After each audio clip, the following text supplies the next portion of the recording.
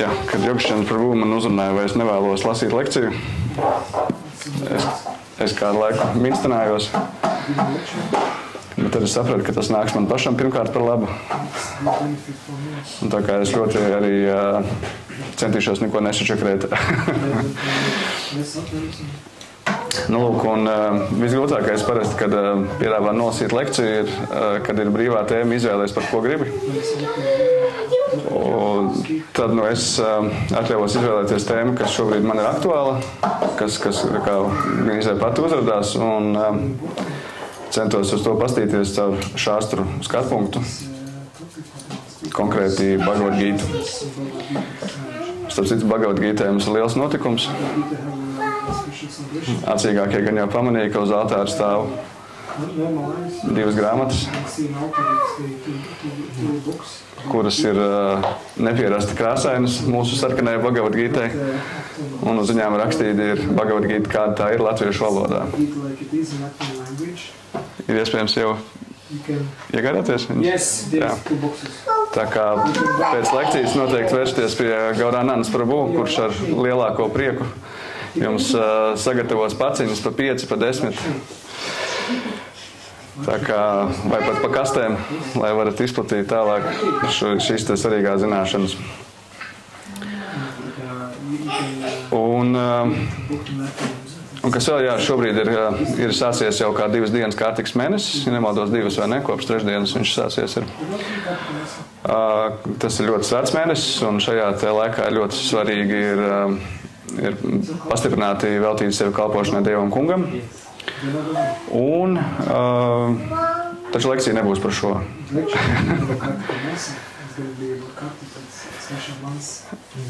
Bet viņi būs saistīti. Tad, lūk, tas, par ko es vēlējos šodien tā kā padalīties savos atklājumos ar šīm ar Bhagavad Gītu, ir tas, kā mēs darbojamies šajā materiālā pasaulē, kā mēs pieņemam lēmumus un kā mēs nonākam līdz kaut kādam rezultātam. Un, lūk, tas saistīts arī ar manu šī brīža pašam, ar tādu iekšējo psiholoģisko pārmaiņu stāvokli, kad es cenšos saprast vairāk sevi, kāpēc ir tā, kā ir, kāpēc vienu dienu es varu piecelties 6:00, kāpēc otru dienu es nevaru piecelties 6:00. Kaut gan man patīk piecelties 6:00. Tas ir forši. Patīk arī piecelties 4:00 un 5:00. Zinu, ka cits ceļās 2:00, 3:00 un jau ķerās klāt pie savas sadanas. Un tad, lūk, ir tāda, un, ja esat pamanījuši, tad mūsu vēlmes tā kā pārvalda 2 veidu motivācijas. Viena ir iekšējā, un otra ir ārējā. Es nezinu, kā jums. Man personīgi ir ārējā motivācija, tāda ir vairāk viņa man disciplinē. Arī, piemēram, mēs esam tā kā skolā, ja pierasts vai kā, kad neizdarīs to, dabūs 2. Ja nepiecelsies no rīta, nokavēs darbu, būs rājiens no priekšnieka. Neaizsūtīs laikā tāmi, neapstiprinās darījumu. Ja? Un tad tādi vairāk tie ārējie faktori, vai, kad tas, kas ir no malas, vai, piemēram, ja vecākais vairs nav paprast kaut ko izdarīt, tad tu paņem to izdari. Bet ir ļoti grūti dabūt šo iedvesmu no iekšienes.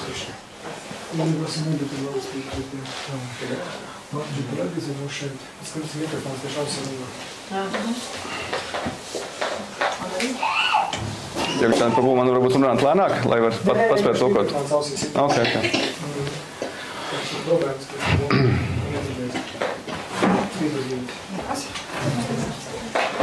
Stūrīts jau staisīt.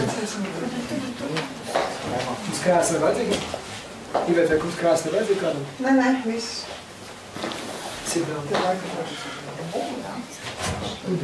Tagad jau noteikti vairs nav tik svarīgi. Jā, tagad ir miksiņš.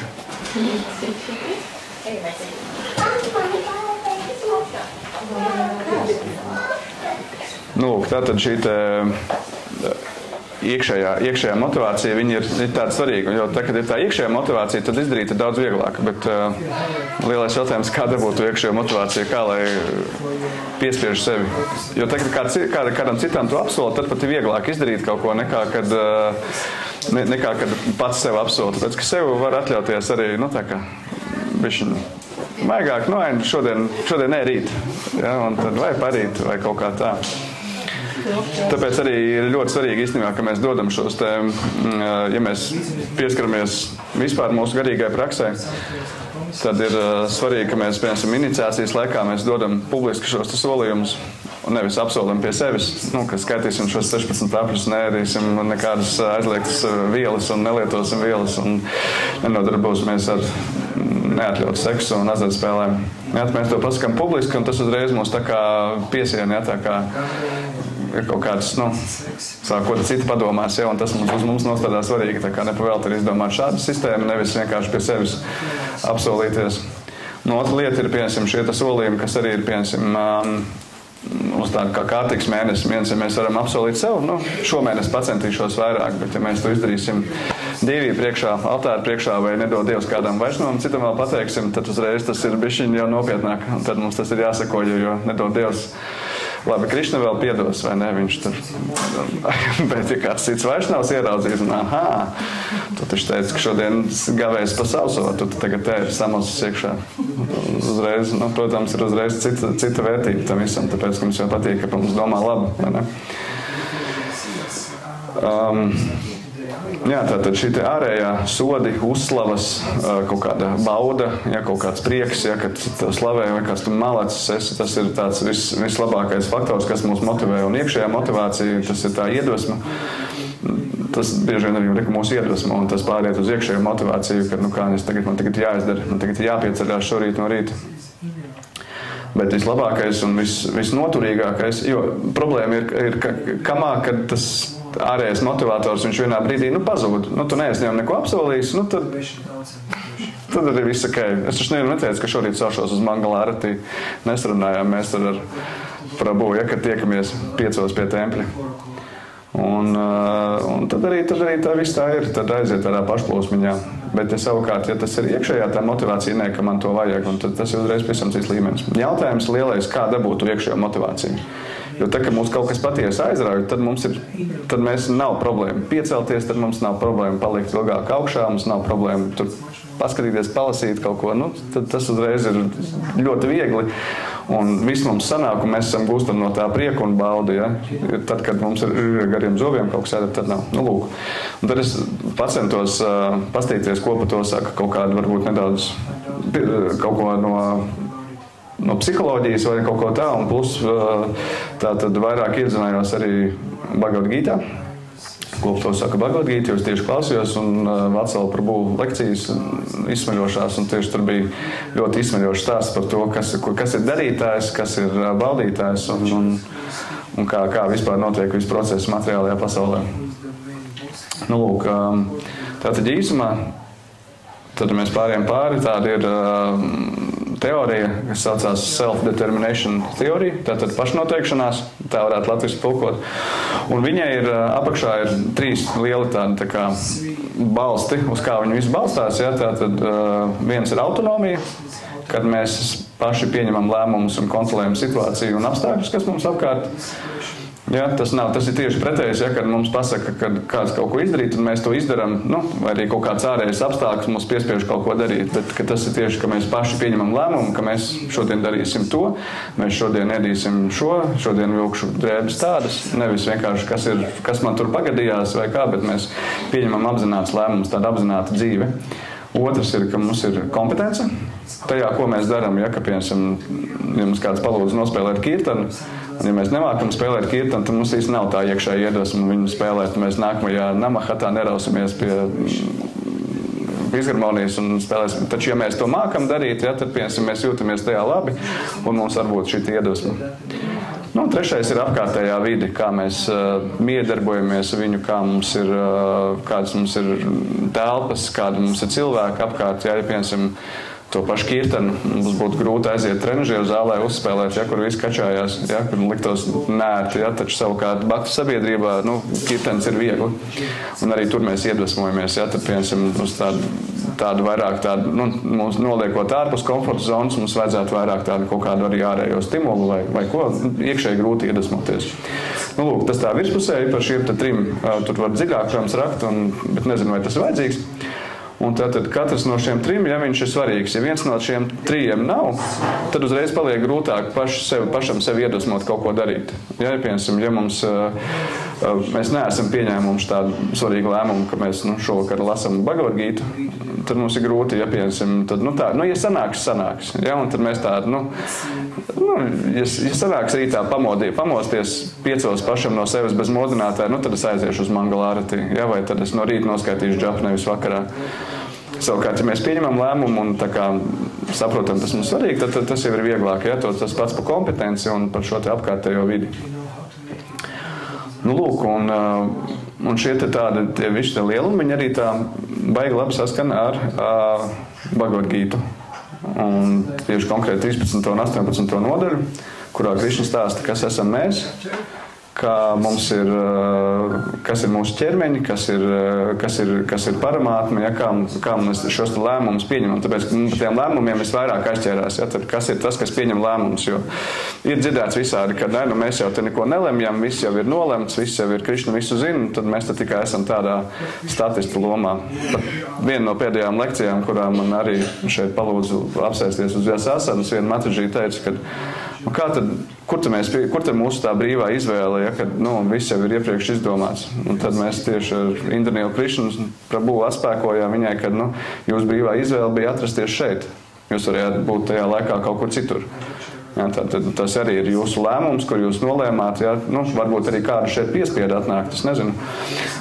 Bet jūsu brīvā izvēle bija būt šeit. Lūk, un tad jautājums vispār radās, kas ir brīvā izvēle, ko mēs varam tā kā izlemt vai nē, ja, kas ir, piemēram, laba izvēle vai slikta. Un šitajā visā jūklī šo visu sāk domāt ar kapitāla apjuktu. Un tāpēc labi, ka mums ir šādas zināšanas, kuras mums dod, kurā var vērsties iekšā un iedziļināties un klausīties vaišnavas vecākos, ja, kuri ir jau realizēti, kuri zina jau un saprast lietas, pamatlietas, ja, no kā vispār šī lieta pastāv. Tāpēc, kad, piemēram, ja paņem tikai to psiholoģiju, tad, ja tev var likties, man viss ir jāizlemj, es esmu darītājs, un es pieņemu lēmumus, ja, un es kontrolēju pilnībā savu dzīvi. Taču, atverot Bhagavad Gītu 3. nodaļu, kas stāsta par karma jogu, 27. pantu, Krišna saka: neīstā es maldinātā dvēsele uzskata sevi par darītāju, taču patiesībā visu dara 3 materiālās īpašības. Un tad sanāk, ka mēs neko nedaram. Kad dara visas 3 materiālās īpašības, kaislība, neziņas un tumsība. Bet ja tā padomā, piemēram, šo te pantu, ja mēs tā kā izdzirdam no malas, es atvainojos. Ja mēs šo pantu izdzirdam no malas, liekas, tā tad Dievs ir tā kā vispār nav nekādā sakarā, visu dala 3 materiālās dabas īpašības, ja, Dievs ir kaut kur nezinu kur, un tad mēs tad neziņā, tumsībā un kaislībās visi darbojamies. Tā tas ir.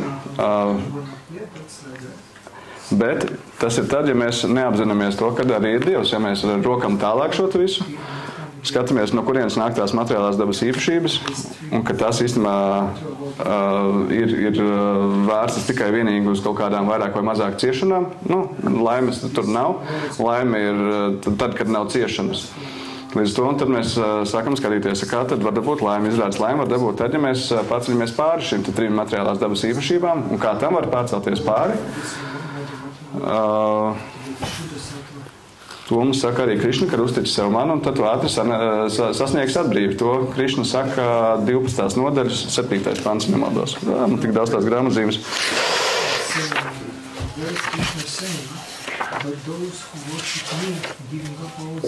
Jā, 6. 7. pants rekur. Bet tos, kas godina mani, veltot visus savus darbus man, kas ir stingri bhaktas, kas garīgi kalpo un vienmēr meditē uz mani, prātu vēršot uz mani, tos es ātri izglābi no dzimšanas un nāves okeāna, ak, Pritkas dēls. Tātad, ja mēs darbojamies materiālo gunu ietekmē, tad mēs visu laiku dzimstam, piedzimstam, kādreiz labāk, kādreiz sliktāk, ja, atkarībā no tā, kāda mums ir šī darbība bijusi šajā dzīvē, tātad šī darbība rada sekas, un mēs piedzimstam pāri. iespēja izrauties. Ja? Tātad, ja mēs veltam visus darbus Krišnam, tad mēs varam ātri, viņš pat saka, ja, tos es ātri izglābi no dzimšanas un nāves okeāna. Nu, lūk, un ar šo principā šādu domu arī beidzās tā 12. nodaļa. Un sākās 13. vai ne, kur Arjuna tad arī prasa, klausies, nu, kur tu apsolīji, ka ātri man te izglābs ārā, nu, tad kas man ir jādara? Un tad, nu, lūk, Krišna viņam dod šīs zināšanas. Atgādina viņam par to, ko Šila Prabhupāda minēja jau pašā ievadā, par Sampānas trīsstūri, kad patiesībā kas esi tu, kas ir ķermenis un kas ir apkārtēji izpaustā daba un kas ir viņš. Un kas ir viņš 18. nodaļā. Visu saka, ja, tā tad saucamais Sampānas trīsstūris. Nu, lūk, un te ir tā atšķirība, ja, kad, piemēram, kāpēc nevar ņemt šīs psiholoģijas zināšanas vienkārši no konteksta, tāpēc, ka parasti cilvēks, viņš no tā sapratīs, ka es visu daru pats. Savukārt Bhakta zina to, ka patiesībā viņš darbojās saskaņā ar paramātni, tātad ar virsdvēseli, un tādā veidā viņš spēja pārcelties pāri šim 3 materiālās gunas īpašībām, un tā kā pats viņš īsti nedara, bet lēmums viņš pieņem pats. Nu, lūk, un tad, lai visu šo labāk saprastu, šo muskulu diezgan sarežģīti tas viss izklausās, tad es atļaušos varbūt tās savākt kaut kādus faktus un pastāstīt vēlreiz, atgādināt, kas ir dvēsele, kas ir ķermenis, kas ir apziņa, un tad, lai tas viss tādā saliekās, varbūt tās tādā skaidrākā bildē, ko jūs teiksiet par to. Ir ok? Jā, tā tad...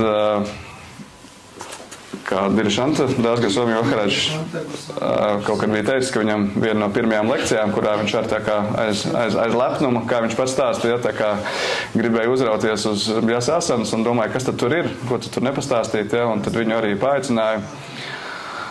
Un to lekciju viņš stāsta, kad viņš uzkāpus uz tātad Bjasāsanas, nodziedāja ļoti gari kirtani, tāpēc, ka nezināja, ko teikt, un pēc tam beigās vienīgais, ko viņš pateica, kad mēs neesam šis ķermenis, mēs esam dvēseles. Vai ir kādi jautājumi? Un ar to arī lekcija beidzās. Tas ir stāsts, ko viņš stāsta mūžīgi, nu, jo viņš teica, nezinu, ko runāt, viņš teica, nu, saka to, ko es dzirdējis, ja, un tad, piemēram, viņš teica, jā, mēs neesam šis ķermenis, mēs esam dvēseles. Tad jautājums, ja, kad, piemēram, kas tad īsti ir dvēsele? Mēs varam lasīt aprakstu, kāda ir dvēsele. Viņa ir... Jā. Mazāk 10,000 daļa no matu galva. Jā. Mūžīga, vai ne? Mūžīga, jā. Pilna svētlaimes. Nu, skaidrs. Tas ir apraksts, ja? Kur viņa atrodas tā dvēsele? Sirdī, jā. Bet vai tajā pukstošajā muskulī, ko mēs saucam par sirdi? Nē, sirds ir kaut kur citur. Un tagad, piemēram, ja mēs pastamies, es vienā arī interesantā video, tas nebija saistīts ar bhaktiju, bet vienkārši cilvēks prasa, kur jūs atrodaties jūsu ķermenī? Nu, kur tā kā, nu, piemēram, jūs šeit? Ja?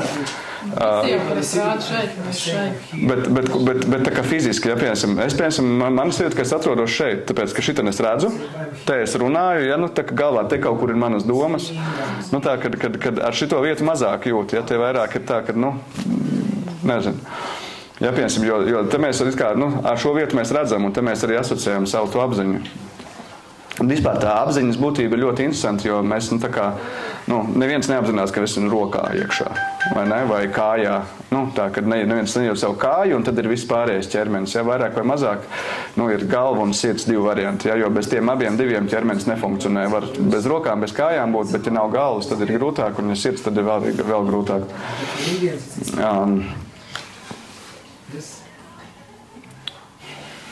Nu, lūk, un vēl kas ir par dvēseli, ka dvēseli ir daļa no Dieva, bet mēs neesam Dievs, ja, tā tad ieslēdzās vēl kas. Bet tā, nu, skurpulos pastāst ir diezgan grūti, nu, mēs it kā to saprotam, to pieņemam, bet ko tas īsti nozīmē, kad saprast, ka mēs esam dvēseli? Jo, nu, ja ir dvēseli, tad ir arī ķermenis, vai ne? Un kāds ir ķermenis? Kas tas tāds ir, vai ne? Kā mēs varam nodefinēt ķermeni? Traktors, mašīna, ogļhidrāti, olbaltumvielu un visādi šķiedrvielu savienojums, ja? Ūdens tur iekšā ir. Pamatvielu savienojums. Jā.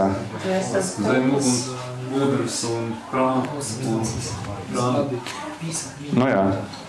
Tur ir 5, es varu pat nolasīt. 13.7 apraksta, kas ir šī materiāla izpaustā daba, ko pēc tam arī Vacāla prabū piemina, ka tas ir arī tas, kas veido mūsu materiāla ķermeni. Tātad tas ir 5 galvenās pamatvielas, kā arī, ko prabū teica, tātad zeme, ūdens, uguns, gaiss un ēters. Kāds jūt savu ķermeni kā zemi, kā ūdeni? Nu, ūdeni var būt, vēl tur viss kaut kas mums nāk ārā šad un tad uguns, gaiss, ja? Vai kāds sajūt sevi kā gaisu? Ja, tas tāds reiz jautājums, ja? Tātad šies 5 pamatvielas, neīstais es, to gan mēs labi sajūtam, saprāts, neizpaustais, 10 jutekļi un prāts, 5 jutekļu priekšmeti, vēlmes, naids, laime, ciešanas kopums, dzīvības pazīmes un pārliecība. Tas veido visu to mūsu darbības lauku, kas 13. nodaļas kontekstā ir nosaukts mūsu ķermeni. Kurš tā jūt mūsu ķermeni? Žanādat prabū jūt. Nu, lūk, bet retais. Ja, pārsvarā mēs, lai arī mēs varbūt sakam, es nerunāšu varbūt pa visiem, bet piemēram, pa cik mums nav vēl īstās, man vēl nav tās realizētas zināšanas, ja, kad es esmu tiešām dvēseli un ķermenis ir kaut kas ārpus manis, ja, piemēram, tad mums ir tā sajūta, ka tomēr mēs esam ķermenis. Kāpēc? Kāpēc mēs nesēžam tagad ārā uz ielas augsts taču, vai ne? Dvēselē taču pa lielam vienalga, vai augsts vai silts, viņi taču nevar sadedzināt, viņi ir mūžīgi, viņi, bet mums ir augsts, vai ne? Ēst gribās? Kad tur gatavo garšīgi kaut kas smaržo gribās. Bet ne jau dvēselē gribās ēst, ja? Bet tāpat laikā, mēs mums gribās ēst, gulēt gribās no rītiem, pirms mangala āratī, vai ne? Savērāk, ja dvēseli neguļ, garīgajā pasaulē saka, ka neguļ neviens. Bet interesanti, kad sākas, ka nevar sadedzināt, nevar nošaut, bet, kā saka, nevar, varbūt, ka var sasaldēt tomēr. Sasaldēt? Par saldēšanu nekas nav teiks. Tāpēc mēs sakām, augsts ir. Jā, varbūt, jā. Karst arī ir. Tad karstumu arī mēs izvēramies. Un tad sākas uzdot jautājumu, tad sanāk, tad es nejūtu to dvēseli vai kā. Esmu sāku sev domāt, kur ir tā robeža, ja, kur ir skaidrs, ka ķermenis, mums ir tie visi pierādījumi, kas arī Bhagavad Gītā, kad mēs, piemēram, sekojam līdzi. Mēs varam atceramies sevi kā jaunībā, ja tā, piemēram, pusauģu vecumā tā vēlāk, kad ķermenis mainās, ja viņš tur paliek krasnāks, tur, kaut kas nokarājās, ja, kaut kādi kilogrami vēl pāris, viņš nav tik lokans vairāk, bet, tā kā iekšā tas es paliek.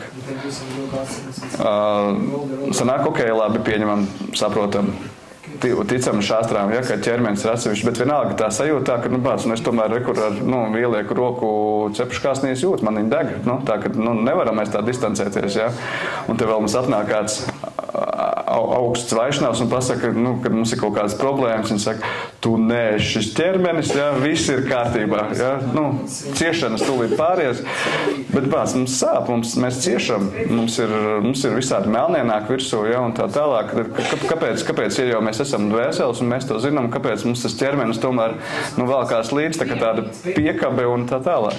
Un piečakarē. Jā, un piečakarē. Un vēl piedāvām, ka dvēsele, viņa, piemēram, vispār, ja mēs lasam dvēseli, viņa ir ārpus materiālās dabas. Viņa neskar, ja, viņai, piemēram, viņa ir pat materiālās gunas, viņa neietekmē. Un tu pats man liekas, kas notiek, kāpēc tad man ietekmē tās materiālās gunas, kāpēc nāk neziņa, kāpēc nāk kaut kādas kaislības ieslēdzās, ja, kāpēc mums kaut kādas sekas nāk, kāpēc mums nav, mēs neizlasījām, viss haribol. Vai ne? Lūk, un tā, bišķi pazaudēju to domu, haribol. Lūk, un tad piemēram, vismaz Vacāla prabū skaidroja, kad mums ir tas tāds tā kā dvēseli ir tā kā tādā skafandrā. Viņš Vasu prabū, kad viņš stāstīja Bakšās, kad ir tā kā tādā cimdā, kad ir roka un mēs uzvalkam cimdu. Ja, piemēram, vispār, ja tās pastāsts mums ķermenim ir ļoti labi mēs spējam pagarināt savu ķermeni. Kaut arī mēs pastamies kaut kādu futbolistu vai ko, ja viņš jūt bumbu, kaut gan bumba ir ārpus viņa ķermeņa. Vai kaut kādi, kad mēs darbojamies ar darba rīku, ja, piemēram, mēs jau nedomājam, ka mēs tagad, kur ir āmurs, viņš ir 14 cm garš, un tagad es sitīšu, un tad 14 cm man tur jātrāp ir uz naglas. Ja? Mēs jūtam, kur ir tā galviņa, vai kad tenisu spēlēm. Abrīnojam, vai ne? Mēs jūtam, cik liela ir tā raketīte, kaut gan mēs viņu neesam izmērījuši neko. Mēs jūtam, tur trāpījuši pa bumbiņu. Un trāpīja tieši vidū. Abrīnojam. Un te ir tas moments, kad piemēram, arī šī dvēsele, mēs viņu uzvelk cimdu, arī caur cimdiem mēs jūtam, kāds ir kaut kāds materiāls vai kas, un kā ir augsts vai silts, kaut gan mums esam pasargāti, mums ir tā šī izolācija. Lūk, un tad dvēsele ir tādā apziņas, tādā ietvarā. Un šī apziņa, viņi ir tā, kas reaģē ar ķermeni, kad tur rodās visas tās mūsu vēlmes, ja, un dvēselē ir vienas vēlmes. Dvēselē ir viena vēlme būt atpakaļ pie Krišnas, kalpot Krišnam, bet savukārt tā apziņa, kas ir apkārt, ja, tur rodās mūsu materiālās vēlmes, ja, kad, varbūt ģimeni, varbūt ceļojums, varbūt māja lielāk gribās, naudiņu gribās vairāk un tā, gribās tomēr pagulēt no rītiem, ja, un tur rodās visas tās materiālās vēlmes, kaut gan tas nav īsti dvēseles vēlmes, taču tajā brīdī, kad tas viss saplūst kopā, tur ir tā robeža, ļoti šaura tā robeža ir. Un tāda izplūdus, un liekas, tur sākās problēma, ka mēs domājam, ka tās ir mūsu vēlmes, dvēseles, ja mēs sevi identificējam dvēseli. Un sarežģīts īstenībā, tas viss tāds, tā mehānika visu uztaisīt, kā to visu saprast, vai ne? Es nesaku, ka es varēšu izskaidrot, bet vismaz jautājumi varbūt radīsies, un jūs paši palasīsiet grāmatas, kuras pēc tam jūs varat iegādāties pie galvenās, varbūt. Lūk, un vēl tiek šī apziņa salīdzināta ar starojumu, ja, ka tas īsti tā nav saule, ja, bet tas ir tas starojums, tāpat kā Brahmans, ja, un mēs šajā apvalkā mums viss notiekās. Lūk, tātad īstās vēlmes ir dvēselē, tā apziņā rodās tās materiālās vēlmes, un kur atslēga darīt tā, kā dara dvēsele, bet mēs varbūt uzreiz nesaprotam, kā grib dvēseli darīt, jo dvēseli gribētu celties 4 no rīta un doties uz mangalāratī, vai vispār pat negulēt, ja, bet mums tā kā materiālās vēlmes ir tomēr, ka vajag pagulēt, mums ir nogurums, mums ir darbs un vēl kaut kas. Lūk, un te ir moments, ja, ko nekad ir iegaumēts, svarīgs moments, kad sākotnēji mums ir jādara tā, kā ir raksta šāstras. Tātad mums un lai nebūtu vēl pretrunu, mēs baigi nesalaustu, ja, tagad mums jāmēģina nodarbināt mūsu šīs materiālās vēlmes, viņas garīgot. Tas, ko arī saka, kad dariet visu to pašu, ko dariet, tikai ienesiet Krišnu savā ikdienā. Lūk, un nodarbiniet savas vēlmes kalpošanā Krišnam. Tādā veidā viņas garīgojās. Un arī ar laiku, jo, piemēram, šī vēlme kalpot, un viņa radīsies spontāni. Bet sākotnēji, pat cik mēs nezinām, mums tas viss ir pārklāts, ja, tad rekur mums ir šāstras, kas palīdz tā kā atrisināt, kā tas viss, kā mums darboties. Tas tāds viens svarīgs moments. Varbūt ir kaut kādi jautājumi papildinājumi, kamēr pirms ejam tālāk. Nav, ja? Labi. Lūk, tālāk, piemēram, no šīs pašas, jā? Yes, probably you gave an example of the car and the a soul. The driver is basically the soul, and the car is compared to a body. Yes. But how do we relate it when there are driverless cars? Oh. So, who is the driver, the soul in that driverless car? Well, that's just an example, just to understand how the body works. So it's not like a complete projection of body and soul, the car and the driver. So. Understood. Yeah. Okay. Yes. Yes. Is that answer? Okay. Because you cannot take every example and make it as a 100% truth. Completely. Okay. Yeah. Yes, yes. So there are driverless cars, of course. Dead body. Dead body. Okay. Yeah, robot. Okay. So there's a car without a driver. And it just walks along, robot.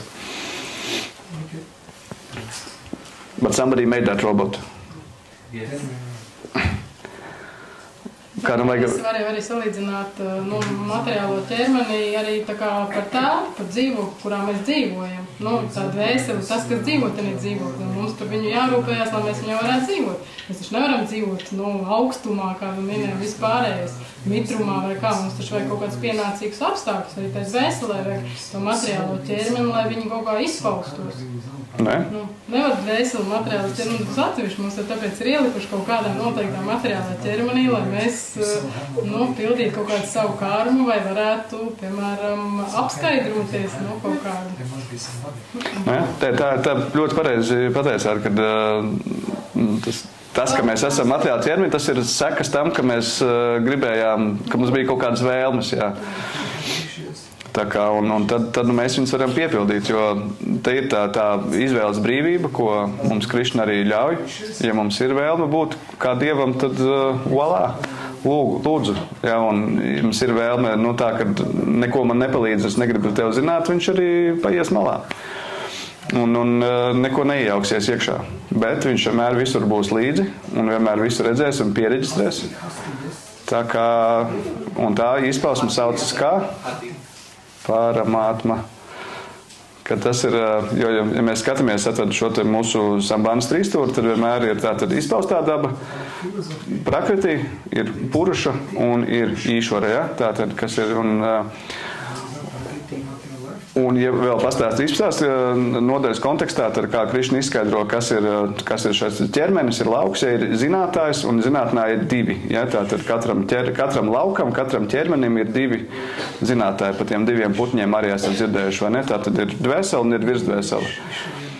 Nesen mums bija diskusija, vai virsdvēsele ir, tā kā, vai viņi ir aktīvi, vai viņi ir pasīvi. Kā jums liekas, vai viņi ir aktīvi vai pasīvi? Ja tas ir atkarībā no tā, ko mēs gribam, vai viņi būtu aktīvi, vai viņi ir pasīvi. Ja mēs viņu uzrunājam, viņi kļūst aktīvi. Jā. Un ja mēs negribam zināt neko par Krišnu, tad viņi būs pasīvi. Viņi vienkārši mūs vēros. Kaut kādās kursos ejiet, laikam, jā. Jā. Nē, tā ir, kad pamatā varētu likties, ja, kad, ko viņi tur tikai sēž, par diviem putniņiem kaut vai, ja tas salīdzinājums, ja, ka viens putniņš tā kā ētos augļus un otrs tikai skatās. Un varētu likties, ja, ka ko tu visu laiku viņš skatās un neko nedara un neko nesaka, ja, un tā tālāk. Bet tas ir tad, ja mēs nevēlamies ar viņu kontaktēt, bet tiklīdz mēs sākam kontaktēt, ja, piemēram, nodarbojamies ar bhakti jogu, tā virsdvēsele sāk arī atbildēt un arī dod mums šīs zināšanas. Tas ir tas, ko Krišna apsolīja Arjunam, kad velti sevi man, un es tev došu zināšanas. Un tas ir veids, kā viņš dod zināšanas. Nav tā, ka pēkšņi atnāk ēpasts ar bhakti šastru mājdarbiem un atbild uz visiem jautājumiem, bet viņš dod tā kā šīs zināšanas no iekšas un dod šo te vēlmi un iedvesmu, piemēram, mācīties. Ja tas ir veids, kā šīs te zināšanas izpaužās, zināšana došana izpaužās. Taču jā, tad tā mēģināja saprast, kā tā paramātma, piemēram, mūsos ir. Viņi tāds tā kā viss tāds sekretārs, kas visu pieraksta, ja, un visam seko līdzi. Tāda labas salīdzinājums, un mūsdienās vecāki noteikti zina, ka bērniem ir pulksteņi viedie, kur var redzēt, kur viss atrodas un sekot līdzi, ja, un tad atnāk bērns mājās, es zinu, ka tu biji tur aizgājis, kā tu zini, es redzēju internetā, ja, un tā, kad visu laiku ir izsekošanas iespējas, ja kaut kad mēs neesam blakus, taču izsekot varam. Bet nav tagad tā virsdvēsele arī tā kā sirdsapziņa, tas tā kā, kas tev parasti saka, tā kā, vai tu tiešām pareizi dari, ka tu tagad gultā, tad šī atceļies uz Mangala Araši. Tā nav tā virsdvēsele paramātma, kas tev, liek tomēr pamosties. Es esmu dzirdējis, ka bhaktis visādi saka, kad paramātma man pateica. Ja? Ir tā dzirdēts, ja? Kad vai paramātma man lika saprast vai kaut ko tādu. Grūti spriest, vai tas ir, tur arī tā robeža ir ļoti šaura. Es esmu dzirdējis, kad mūsu vēlmes, kas ir saskaņā ar šāstrām, tās nāk no paramātmas. Ka tās nāk patiesībā, ka tas nāk no dvēseles. Varbūt Gaurananda kā varētu palabot man, ja es kaut ko netur braucu iekšā. Mums saka jau, ka sirdsapziņa mums ir tā ir virsdvēseles balss, bet jautājums, vai mēs viņu sadzirdam, vai mēs nedzirdam savu prātu, jo bieži vien mēs dzirdam savu prātu, nevis virsdvēseli. Nu, mēs jaucam, noteikti sirdsapziņu ar prātu, vai ne? Un tad vienkārši, ja dažreiz sakrīt, domā, jā, tas ir virsdvēseli. Vai it ko vienkārši prāts, bet vienkārši sakrīt. Jo, ja pēc tam pastāst, līdz kā mēs vēl nonāksim 18. nodaļas kontekstā, kur tieši par šo te, par lēmumu pieņemšanu, ja, ka tur vēl vairāk tie, kad šīs te visas darbības notiek, vajadzīgi 5 pamat faktori šiet noteikumi, un viens no tiem ir virsdvēsele. Kas tā kā, un tas process, kā mums notiek kaut kāda darbība, ir, kad mums rodās, ka mēs vērojam mūsu šo te ķermeni, ja, to materiālo, mums kā dvēselē rodās vēlme, un tad viņi iziet caur apstiprināšanu virsdvēselē, un tad notiek šī darbība. Un līdz ar to, piemēram, šī virsdvēsele, tā kā piedalās lēmumu pieņemšanā, kas notiek līdz darbībai. Un viņi var, ja mēs labi kalpojam, mums ir aktīva sadarbība ar viņu, tad viņi var tā kā varbūt arī pabīdīt vajadzīgajā virzienā. Un tad tas ir tas, kā, piemēram, kā kuram izpaužās sirdsapziņa, liekas, intuīcija, ja, vai kā. Jo mēs pastamies, piemēram, dzīvniekus, viņiem ir visu diktē, piemēram, šī te, jā, viņiem ir instinkts, ja, kā viņu zina kaķis, kuru zālēst, ja, vai kā zina putnus, uz kurieni lidot, ja, viņš pirmais gads viņam ir dzīvē, viņš kā viņš zina, uz kurieni lidot, ka mēs tagad lidosim, ja, viņam, tur nav jautājumu, jālido, nav jālido, viņi vienkārši malc un lido. Tas ir mums jautājumi, ja, piemēram, vai celties no rīta, vai necelties, vai vakarā ēst čipsus, vai neēst. Ja, tas mums rodās tādi jautājumi, un tāpēc arī mūsu dzīvības forma ir ļoti vērtīga, tāpēc, ka mēs šos jautājumus varam uzdot, mēs varam saklausīt šos virsdvēseli, mēs varam dibināt ar viņu attiecības. Lūk. Yes, question. Yes. In reference to just what you are explaining, so my 4 friends have come today, and I asked them if you want to join me to a program, and so like God is sitting in the heart of everyone. So, and they said yes for coming here. So is it the mind, because it is the function of the mind to dictate positive and negative, and is it the intelligence they have used to come here, or is it the super soul sitting in their heart to inspire them to come here?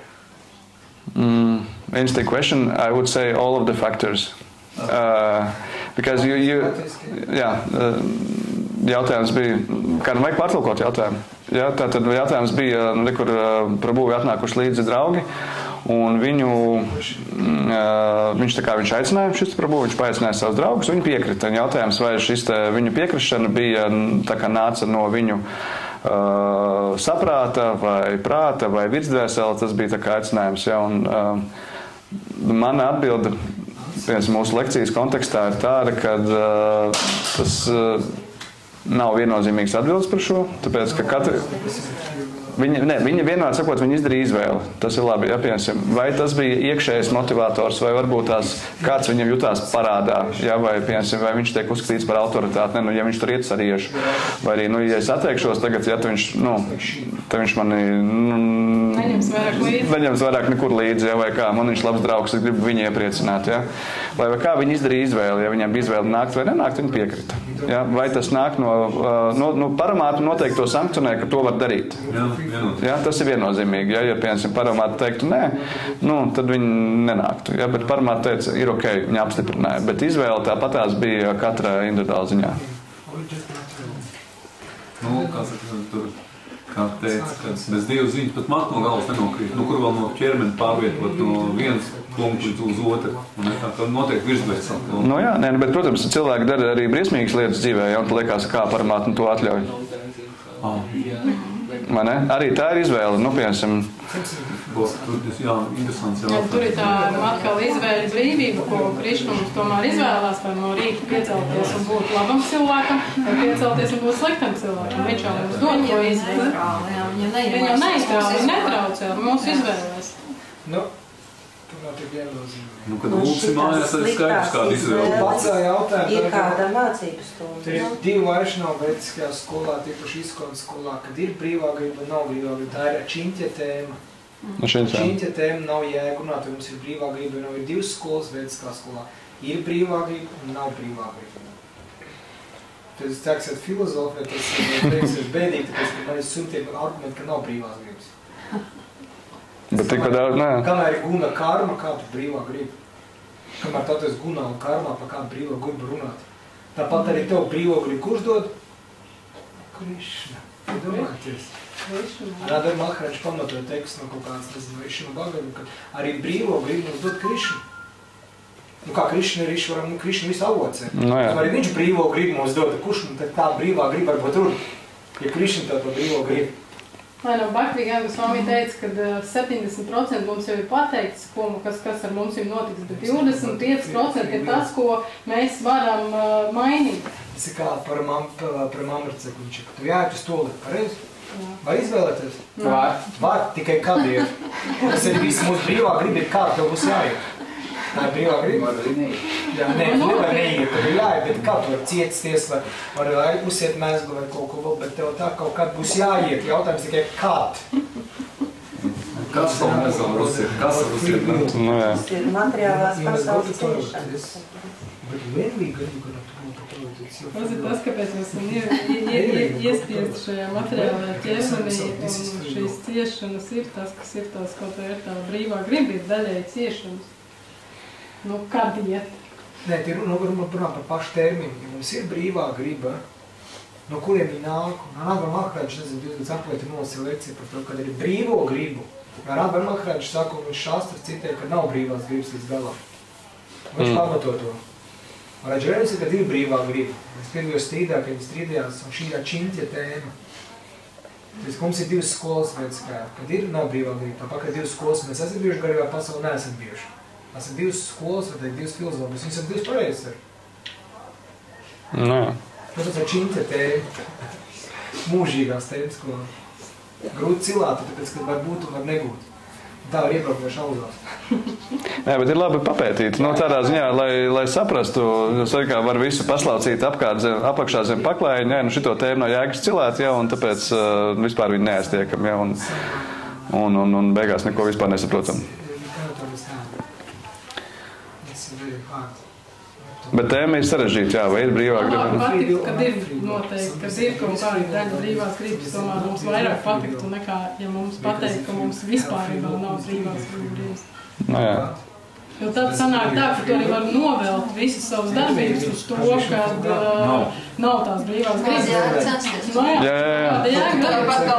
Ko tad es celšos šo mangu varatīt? Nu, ja viņš nevar vēl piecelt, nu ko tad? Precīzi. Pateikt, tas ir tā atkarīgs no kā kutu gulēji, kāda bērnis pārējais, tas no tā ir atkarīgs. Tā ir spēlēšanās, tad tev pateikt, vai tev ir brīvā griba, tad man glādi piedāpēc, ka tu jā, bet kāpēc ir? Vai tu gribēji tiešām? Nē, īstenībā jau saka vispār, ka mūs tomēr, mēs neesam tik tīri, lai mēs savu virsbēs vispār spētu sadzirdēt, līdz ar to, kad virsbēs mums vajag neietekmēt. Un līdz ar to mēs nevaram saprast, vai mūsu virsbēs vēl ir teikt, ja varbūt saka mums, bet mēs neesam tik tīri. Tu saka, atbrīvot dvēseles pēc irdes virsbēs. Mēs neesam atbrīvot dvēseles, līdz ar to mēs nedzirdam virsbēs. Līdz ar to arī uzskats ar to parmātu mums saka, teiksim, nevajag nozast to cilvēku, bet mēs tik un tā to darām, bet ne tāpēc mēs viņu nedzirdām. Ja mēs būtu atbrīvot, tad mēs dzirdām. Fakti nektāram liekas ir teikts, ka virsdvēselē Dievu sadzirdēt, ziniet, kādā līmenī? Bāls līmenī. Ir vēl kādi jautājumi? Reku, piemēram, Vacāla Prabhu par to brīvo gribu un par to izvēli, viņš pieminēja cilvēku, kurš lec no klīnas lejā. Tajā brīdī, ka pirms lekšanas viņam ir izvēle vai lekt vai nelekt, bet tā, ka viņš jau ir kritienā, tad viņš var pēkšņi, nē, es pārdomāju, nelikšu. Tad viņam vairs tās izvēles nav, jo tad viņš jau ir procesā. Jā, bet pirms tam viņam ir tā izvēle, viņam tomēr spēr to soli vai nē. Bet tad, kad jau ir procesā, tad ne, un tad bieži vien varbūt tās tad, kad kaut kas attiecās kaut kādām lietām, kur mums nav tā brīvā izvēle, tad mēs vienkārši esam tajā procesā, kur mums vairs nav izvēles. Bet ir kaut kādas lietas, mēs taču varam izvēlēties, vai ēdīsim šodien griķus vai sabdžī. Nu, mēs varam, nē, griķus neēdīšu sabdžī. Nu, tāda ir brīva izvēle. Pareizi? Bhakti šāstrās minēja to piemēru, liekas piemērs par to bultu. Bhakti šāstrās, ja bulta ir izšauta, iekustināts motors, to vairs nevar izvēlēties neko. No jā. Tas, pēc, ka viņi ir izšaut viss, viņi ir izšaut, kad mēs izdarām kaut kādu lēmumu, izšķēram kaut kādu lēmumu, to es neko nevaru īsti izmainīt. Svētās guna karma, viss to būs jāsnāk. Un tam būs sekas, jā. Nu, piemēram, ja cilvēks krīt no tās klints, viņš, sasatīsies, un nomirs. Un tas būs sekas, kaut gan viņš varbūt vairs to negrib. Un viņš domā, nē, un tad viņš teiks, kāda jēga man ir kaut ko izvēlēties, ja es tāpat nomiršu. Ja, piemēram, tas kritiens, ja mēs viņu izstiepjam uz, piemēram, 100 gadiem, ja, ka viņš krīt. Un tajā brīdī viņš domā, nē, es tomēr negribu tomēr forši dzīvot, ja. Un liekas, ko, tad nav vairs izvēles. Un tas viss ir tāds nedaudz arī, šitās smalkās lietas, viņas ir bieži vien, viņas ir ļoti nesaprotamas. Ja, piemēram, arī, virsdvēsele, ja, ir aprakstīts, ka virsdvēsele ar materiālajiem, viens no viņa īpašībām, ka viņiem materiālajiem jutekļiem viņi nevar uztvert. Un tad, ko mēs varam runāt? Ja? Tas vienīgais, kas mums ir šāstras. Neapstrīdamais moments, kam mēs ticam. Un jo vairāk mēs iedzinamies, jo vairāk mums rodās šī ticība, kad kā tas viss notiekās. Jo tas ir vienīgais, kā mēs varam par to pārliecināties. Jo kaut vai, piemēram, nesen mums arī mācekļu grupā, mans garīgais skolotājs, viņš atsūtīja viņa pierakstus, kā viņš gatavojas, bija debatas, vai Dievs ir vai nav, ar kaut kādu profesoru. Un tad viņš viens no argumentiem pieminēja to, ka, piemēram, arguments, ka Dieva nav, viņš ir tikpat, viņš ir akla ticība, tāpēc, ka tev nav pierādījumu, ka Dieva nav. Tas pierāda, ka viņa nav. Ja? Un tev nav nekādu empīrisku pierādījumu, kurš pateikt, Dievu nav.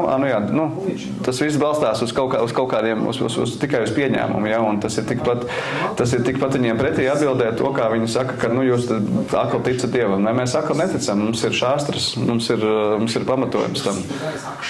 Un šāstras arī var pierādīt, ka viņas ir, ja viņas būtu cilvēku izdomājums, ja viņas būtu tur izvirpinātas jau un tā tālāk, ja tā, ka viņas beigās būtu pārveidotas līdz nepazīšanai, bet viņas mums saglabājušās tieši tā, kā to teica Krišna. Šajā Prabhupāda teica, ka mums jāpieņem autoritāti, jo ir kaut kādas lietas, kurām mums vienkārši jāticas, ka mūsu māte pasaka, kas ir mūsu tēvs, mēs vienkārši tam ticam. Mēs uzticamies, piemēram, savam garīgajam skolotājam Šrīlam Prabhupādam, un tāpēc mēs ticām tām lietām. Precīzi, tieši tā.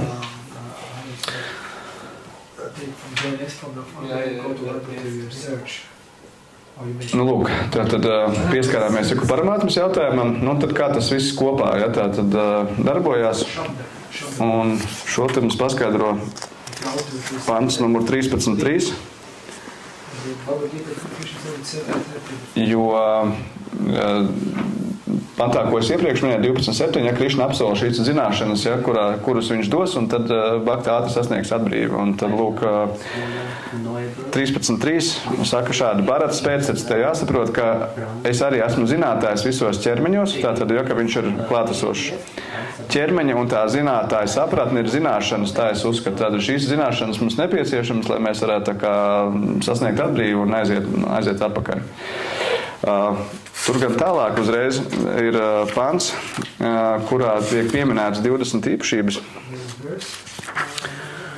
kuras savukārt ir līdzvērtīgi šīm zināšanām. Izkopjot šīs īpašības, mēs nonākam pie sapratnes, kā darbojās šis viss mehānisms, kur ir dvēsele, virsdvēsele un ķermenis. Atļaušos varbūt nolasīt, kādas šīs īpašības ir. Atgādināšu, gan jau daudz zinu, bet atgādināšu.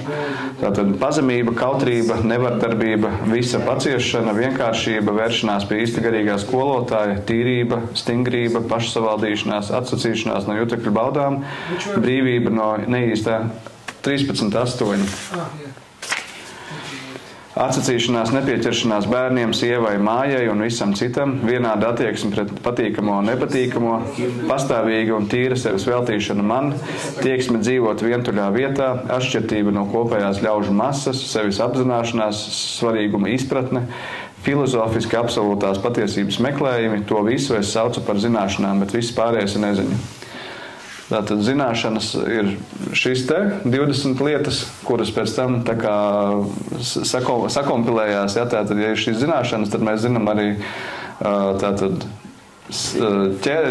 lauku, ja, šo te ķermeni, ķermeņa zinātāju un šo te virsdvēseli. Lūk, un Tālāk šajā tāpat nodaļā, ja Krišna stāstīja, ka, piemēram, ir 3 skolas, kā šīs zināšanas sasniegt. Mēs varam iet Gjānī, mēs varam iet karmas ceļu, mēs varam iet, ko es izlaidu? Nē, Bhaktī pēdējais. Gjāna, karma, Bhaktī. Labi. Meditējot augļi un zināšanas, jā. Meditācija, augļi un zināšanas, jā. Nu, darbs augļu pēc un zināšanas, jā. Tad šie te kaut kā 3 līmeņi, kā mēs varam kaut kādas šīs te zināšanas sasniegt, taču uzreiz pēc tam Krišna saka, bet ir vēl arī cits veids, jā, kad, ja tu gadījumā netīšām no kāda uzzini, un tad sāc klausīties un tādā veidā izkop zināšanas un sāc kalpot, ja tad tu arī iegūsi šīs zināšanas. Tas ir 4. veids bhakti joga, kuru lielākā daļa, es domāju, ka mēs esam arī uzsākuši, ka mēs neesam sākuši izkopjot tur meditējot, pazemību un tā tālāk, un sākot vienkārši no visu saviem spēkiem, ja, bet mums vienkārši kāds mums pateica, ka ir šāds veids, un mēs esam nonākuši šeit, tad līdz to mēs esam uz šāda te ceļa.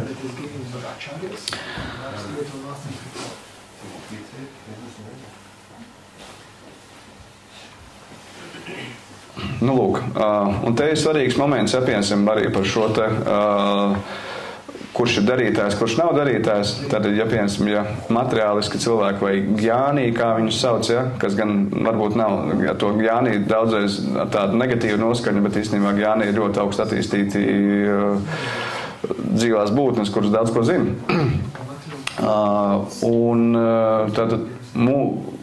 Atšķirības starp, piemēram, ja mēs skatāmies tikai materiālo cilvēku, ja, kurš domā, ka viņš darītājs, es tagad pieņēmu lēmumu, tagad būs tā, ja, piemēram, un starp bhaktu ir tāda, ka bhakta pieņem lēmumu saskaņā ar paramātmu, ar virsdvēseli.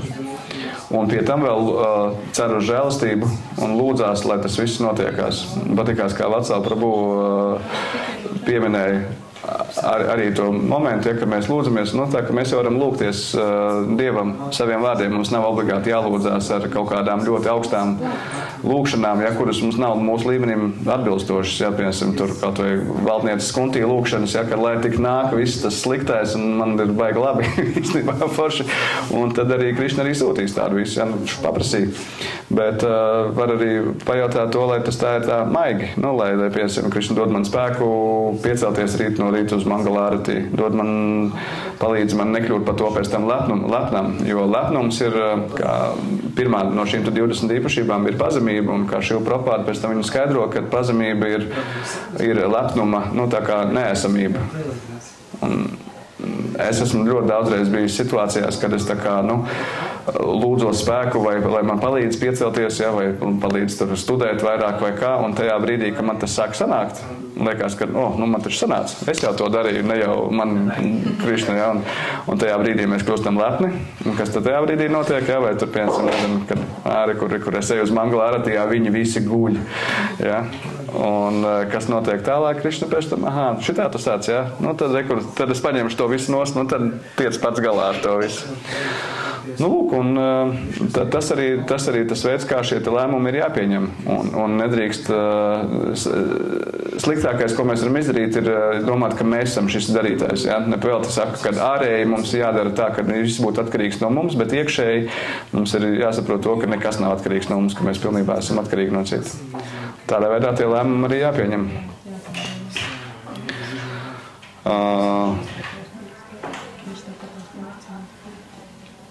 Jā. Un tad noslēdzot to visu, tad kā tad notiek šī darbība, ja mēs visu šo saliekam kopā, šos 3 elementus, un tad ņemot vērā tad ķermeni un kā notiek ķermenī šī mūsu darbība. Tātad no sākuma ir dvēseles vēlme, kas ir tā kā šī iedvesma kaut ko darīt. Viņa pastās uz materiālo ķermeni, nu tā kā tēlaini, ja viņa paskatās, nav tā, kad skatās, ja, bet viņa vienkārši tad šo te visu dod sankciju virsdvēsele, saka, labi, daram, un tad notiek šī darbība, ja, caur piepūli, caur jutekļiem, un tad notiek arī kaut kāds rezultāts, ja, kas ir, kā viss notiekās sākotnēji. Mēs nezinām, ko darīt, mēs nezinām, ko grib dvēseli, tāpēc mēs rīkojamies pēc šastrām. Tā kā ir aprakstīts svētajos rakstos, mums jādara tā, mēs nēdam, lai vai cik garšīgi šašliks smaržo, mēs viņu nēdam, lai vai cik forši izstāst, ka draugi atpūšās bārā, ja, un dzer aliņus, mēs to nedaram, tāpēc, ka šastrs saka, tā nedrīkst darīt. Jā, piemēram. Lūk, mēs darbojamies tā, pēc tam jau tas jau notiek spontāni. Es nezinu, lielai daļai, piemēram, jau pēc vairākiem gadiem praktizēšanas, jā, vairs pat īsti liekas, ko es tur vispār gāju, priekš kam man tas bija agrāk vajadzīgs, jā, un tā tālāk, nu, un pēc tam jau tas viss liekas spontāni, kā, nu, piemēram, kāpēc man būtu, nu, tagad jādara šampanietis vai nezinu, vai kaut kas savādāk jādara, nu, un tas jau notiek spontāni, jā, un ar vispār, jo, jūs mierināt, arī tieši tāpat notiksies. Tā vismaz saka sāstras, kad praktizējot, un tāpēc mums ir sadana, kad mums būs spontāna celšanās no rīta, būs spontāna džapi skaitīšana, ka mums nebūs jāizvēlās ar piepūlēm vai šovakar skatīties filmu, jā, vai šovakar varbūt taisīt badžanu vakaru. Jā. Tāds brīdis pienāks, ja mēs turpināsim šo te praktizēt un turpināsim šo te darīt. Tā kā, un šī te autonomija tad tur arī izpaužās, ka mēs pieņemam šos te lēmumus, kad mēs uzņemamies atbildību par saviem lēmumiem. Ja piemēram, mēs nevis ļaujamies, nu tā, kad pēc garstāvokļa, kā man tur gribēsies, bet mēs pieņemam lēmumu, mēs kaut ko stingri darīsim, tad tas arī būs rezultāts, kurā mēs dabūsim pārliecību par to, ko mēs darām. Jo, ja mēs kaut kā pastamies ar Džunas piemēru, Džuna arī gribēja neko nedarīt. Viņam Krišna teica, nu, viss tā kā jāiet jāgājās, viņš teica, nē, kā es tur tagad iešu. Un interesanti, mēs ar Urukram Prabhu par šo runājām, ja, kad tāds viens, kas nav varbūt tās tik aprakstīts tieši Bhagavad Gītā, ja mēs atceramies no Mahabharatas, tad Pandava viņi bija uz cik gadiem, neatceros precīzi, viņi bija izraidīti ārā 13. 14 gads bija, kad viņi bija, visam jābūt neredzēt. Nu, jā. Jā, viens gads bija, kad viņas vispār 13. Nu, tā kā, un viņi bija prom no visām lietām, viņi bija mežā, viņi principā, un tajā pagāja tas laiks, un tad viņi gribēja atkal to savu, tomēr to karaļvalsts. Viņiem tā iekšējā tā būtība viņa bija, ka man vajag, es esmu kšatrīs, man vajag valdīt un tā tālāk. Un te nonāk pie pirmajām grūtībām, viņš saka, nē, es atkal ies mežā. Taču tikko tur bija, nu, un tagad gribēja atkal visu valdīt un tā tālāk, kur tas tagad skries. Lūk, un mums arī tad šie lēmumi, tad bezdarbība nav mums raksturīga, mums ir kaut kas jādara. Mēs nevaram sēdēt, meditēt, ja, un gaidīt, ka viss pats no sevis notiksies, mums ir vajadzīga aktīva darbība. Pieņemt lēmumus un darboties. Ir tā brīvā griba vai nav, tas ir cits jautājums, bet lēmumi ir jāpieņem.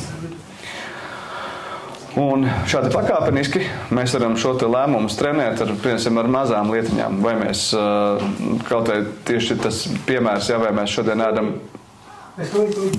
grīčus vai kartupeļus, ja mēs pieņemam lēmumu.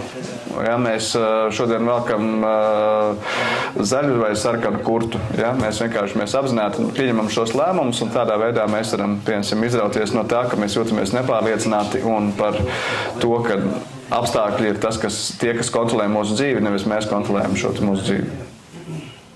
Lūk, tā kā tas būtu tāds mans aicinājums ar šo visu informācijas gūzmu, ko es te savārstīju. Es ļoti atvainojos, varbūt bija bardakā, bet es ceru, ka bija kaut kas noderīgs. Un tagad, pat cik ir kārtīgs mēnesis, es aicinu pieņemt lēmumus, un varbūt pat to kādam apsolīt, lai mūsu šis te kaut ko tādu, kas ir saskaņā ar šastrām, protams, un ar to, ko vēlās mūsu dvēsele, un ko arī sankcionēs arī virsdvēsele, kaut ko vairāk priekš Krišnas izdarīt, varbūt izplatīt Bhagavad Gītas vairāk, un šādā veidā izmantojot savus talantus, savas vēlmes materiālās, kas mums ir viņas garīgot, un iesaistīt savu dvēseli un savu arī ķermeni kalpošanā, tādā veidā visu garīgojot.